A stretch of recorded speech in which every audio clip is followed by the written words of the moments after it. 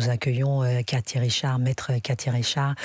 Vous êtes avocate pénaliste, vous défendez les victimes avec notamment Innocence en danger. Innocence en danger, on connaît la présidente, Oméra Sellier, qui est une femme exceptionnelle qui se bat pour les enfants en détresse, en souffrance, victimes de pédocriminalité. Alors, dans l'affaire Epstein, qui révèle beaucoup de souffrance de ces jeunes filles qui ont été abusées, violées, on a appris que l'ex-premier ministre britannique Mandelson a été arrêté puis libéré. On a appris aussi des nouvelles photos qui ont été publiées de l'appartement de Epstein à Paris. C'était quand même le seul appartement qu'il avait en dehors des États-Unis, quand même. Donc c'était à Paris où il était régulièrement. Salle de massage, animaux empaillés, des clichés de femmes nues, etc. Donc l'affaire Epstein, c'est quand même une affaire tentaculaire. Et ce qu'il y a derrière tout ça, c'est justement le corps de ces femmes, de ces jeunes filles, voire de ces enfants qui a été massacré, humilié, piétiné. Vous, Cathy Richard, avocate pénaliste sur le sujet, comment peut-on en arriver là ? Vous qui travaillez sur ces dossiers, je sais que c'est une question vaste. C'est une question très vaste. Merci Christine Kelly. Effectivement, c'est une question très vaste. J'entendais dire le narcotrafic, l'islamisme radical et la pédocriminalité. Effectivement, on se pose la question de savoir, mais c'est pas possible. Est-ce qu'il y en a de plus en plus ou est-ce qu'on en parle de plus en plus ? Et moi, j'allais dire que je pense que c'est étroitement lié. C'est-à-dire que, d'une part, c'est vrai qu'il faut libérer la parole. Il faut libérer la parole. Et d'ailleurs, tout à l'heure, si vous m'y autorisez, je pousserai un cri et je lancerai un appel à l'égard des victimes dans le dossier Epstein qui pourraient avoir peur de se signaler. Avec mais plaisir. effectivement, la radio libre. Voilà, et effectivement, on peut toujours dire c'est important d'informer. Voilà. Et depuis des dizaines d'années, quelques dizaines d'années, pas tant que ça, depuis quelques dizaines d'années, on dit on informe sur ce qu'est la pédocriminalité, alors qu'avant on pensait que vraiment soit on n'en parlait pas du tout, soit on pensait que les enfants ne pouvaient pas être victimes de pédocriminels. Maintenant, on en parle, et je pense qu'en réalité, d'un côté, ça libère la parole de ceux qui peuvent dénoncer et qui savent qu'ils peuvent dénoncer. De l'autre côté, il y a toujours un effet pervers à tout, il y a toujours un envers de la médaille. D'un autre côté, je pense qu'aussi, malheureusement, ça libère ceux qui peuvent avoir ce genre de penchant. Je donne toujours cet exemple. Si vous devez vous garer et qu'il y a écrit interdit de stationner et qu'il n'y a pas une seule voiture, vous ne vous garez pas. S'il y a le même panneau interdit de stationner, mais s'il y a déjà 15 voitures et qu'il y a une place pour la vôtre, vous vous garez. Voilà. Alors, il y a un peu de ça. Maître Voilà. Cathy Richard. Alors, faut-il en parler ? Oui, bien sûr, il faut en parler parce que il n'y a rien de pire que le tabou et le silence. Mais je pense quand même qu'il y a toujours aussi un côté pervers, un effet pervers. C'est comme quand on parle de la soumission chimique, et souvent on retrouve les deux d'ailleurs, pédocriminalité et soumission chimique, notamment dans le dossier Epstein, on en parle. Il faut quand même informer que oui, ça existe, et que oui, si vous sentez, si vous avez des moments d'absence, etc., il faut parler de cela, parce que sinon on n'imagine même pas que ça puisse exister. Maître Cathy Richard, en direct sur Europe 1. Appelez-nous si vous êtes choqué par l'affaire Epstein, si vous êtes choqué par les dossiers de pédocriminalité.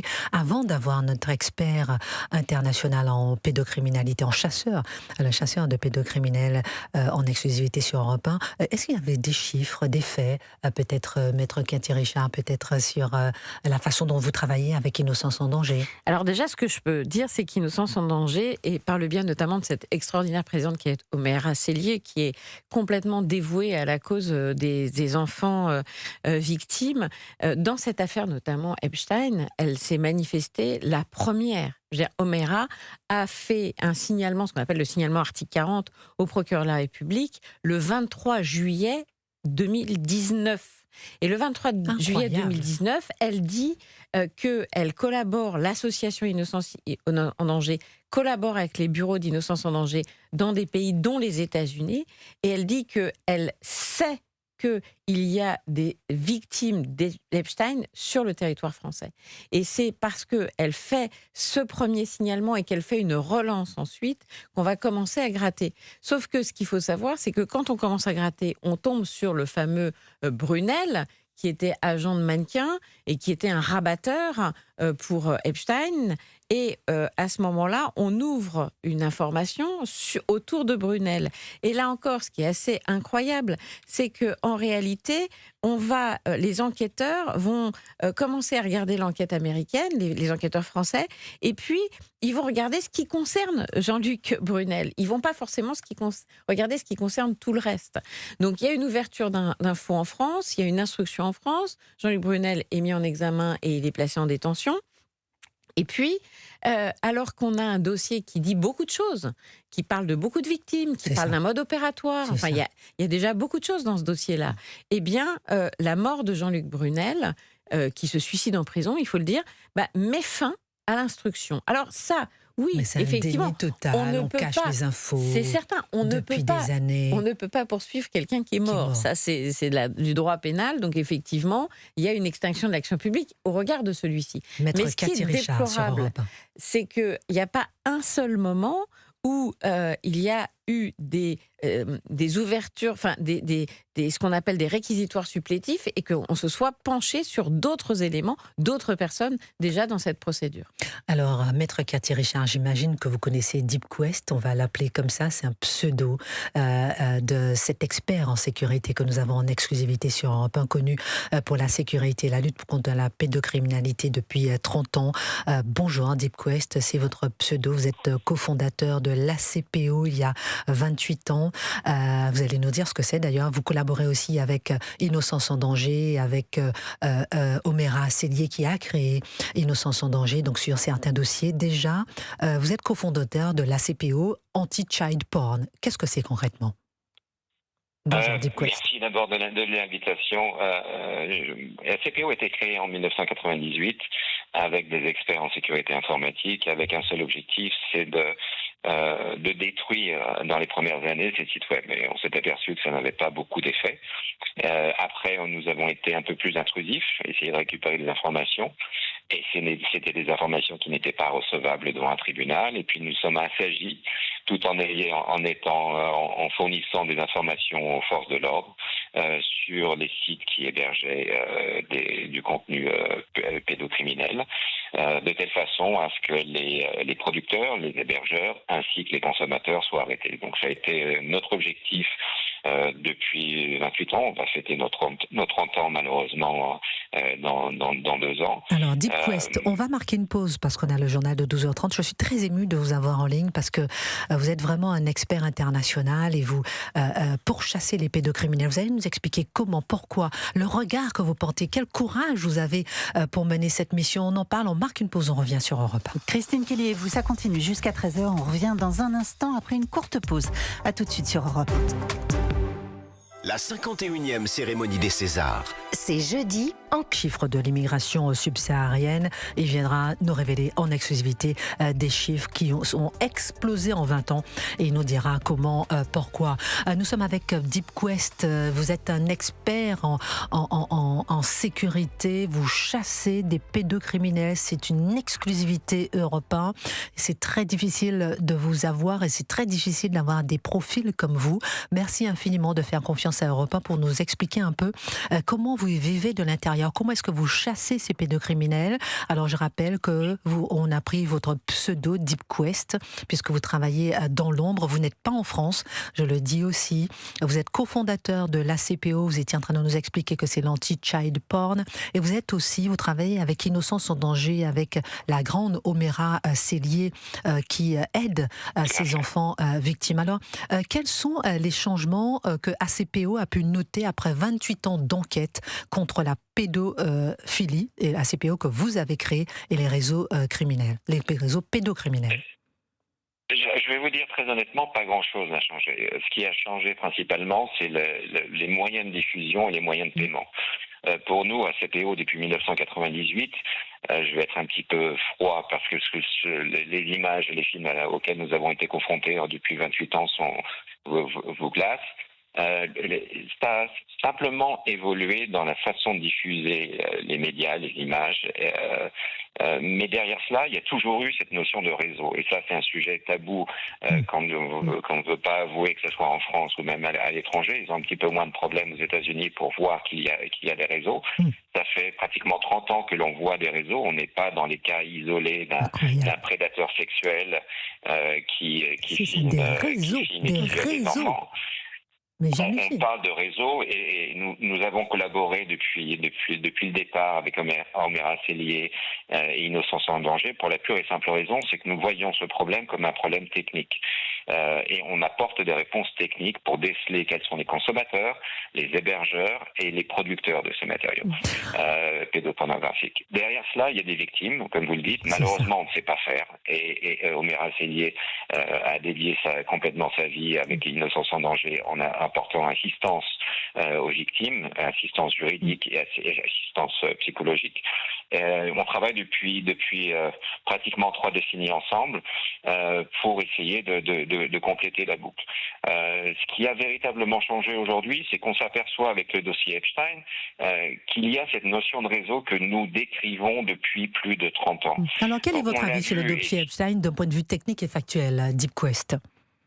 Alors, de façon technique, je vais juste rappeler qu'il y a eu des CD de Zandvoort, qu'il y a eu une histoire du trou il y a quelques décennies. Oui. On parlait de réseau déjà à l'époque et on nous traitait de complotistes. Aujourd'hui, avec la publication des emails d'Epstein, on s'aperçoit que ce que l'on décrit depuis 20 ou 30 ans avec ACPO et Innocence en danger existe de façon complètement organisée. Vous en avez parlé précédemment par le biais d'agences de mannequins, qui est toujours un biais pour recruter des jeunes victimes.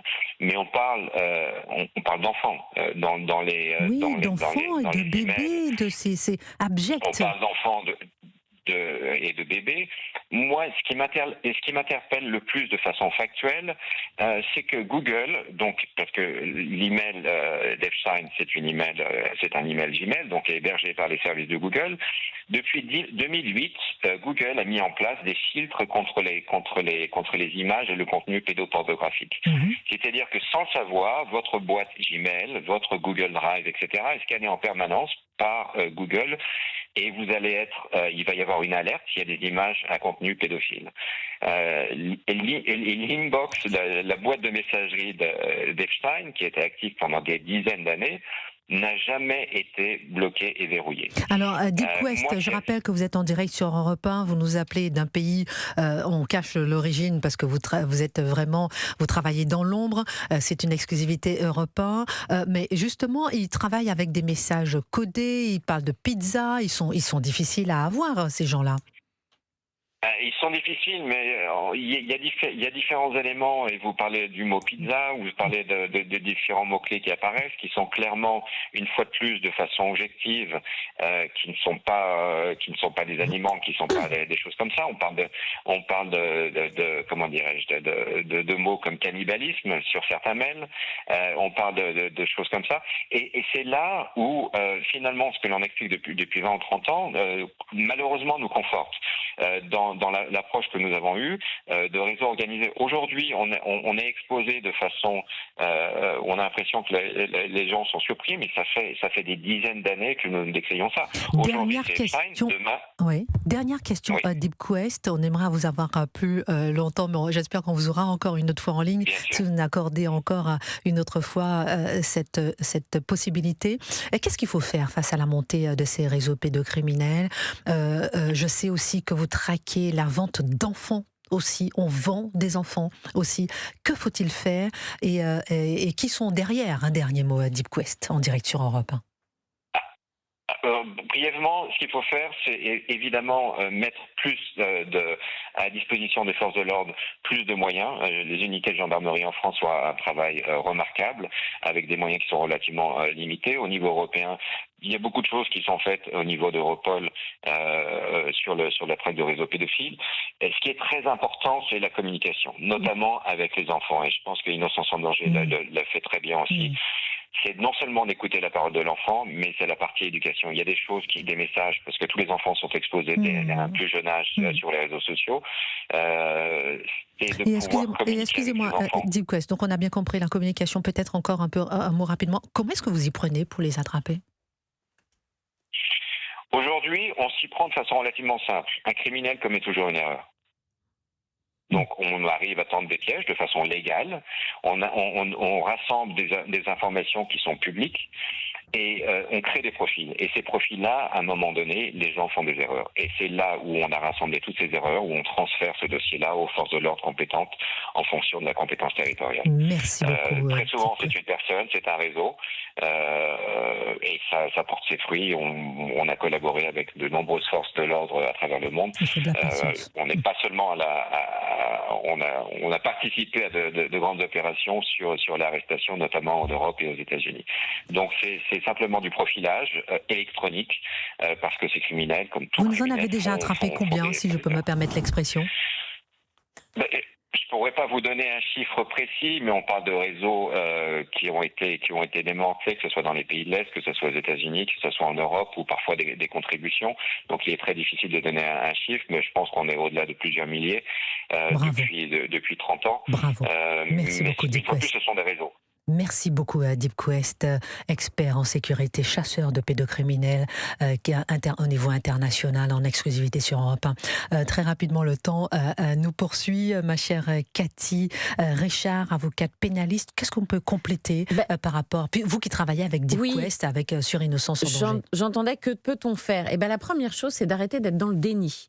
Que peut-on faire ? C'est y croire. Effectivement, il faut éduquer, il faut donner les moyens, on ne les a pas suffisamment, parce que aussi on n'y croit pas. Quand on entend le président Macron qui a dit, lorsqu'est sortie l'affaire Epstein, ça va donner du travail aux journalistes, non, ça devait donner du travail aux magistrats. On l'a sollicité, on l'a obtenu, des magistrats sont nommés, il faut leur donner les moyens de travailler, il faut qu'effectivement il y ait plus de moyens pour les services de police, de gendarmerie, d'être en ligne tout le temps. Effectivement, il y a besoin de donner et déjà d'arrêter de penser que tout cela est un fantasme. Ça ne s'arrête pas aux frontières de la France. On arrête le déni et ça ne s'arrête pas aux frontières de la France. De notre côté, je voudrais passer un appel et indiquer que, effectivement, on sait que dans cette affaire, des anciens mannequins ont osé parler, des personnes ont osé parler qui ont été soutenues. L'affaire Epstein. Il faut savoir que dans cette affaire Epstein, il y a des victimes aujourd'hui qui ont peur.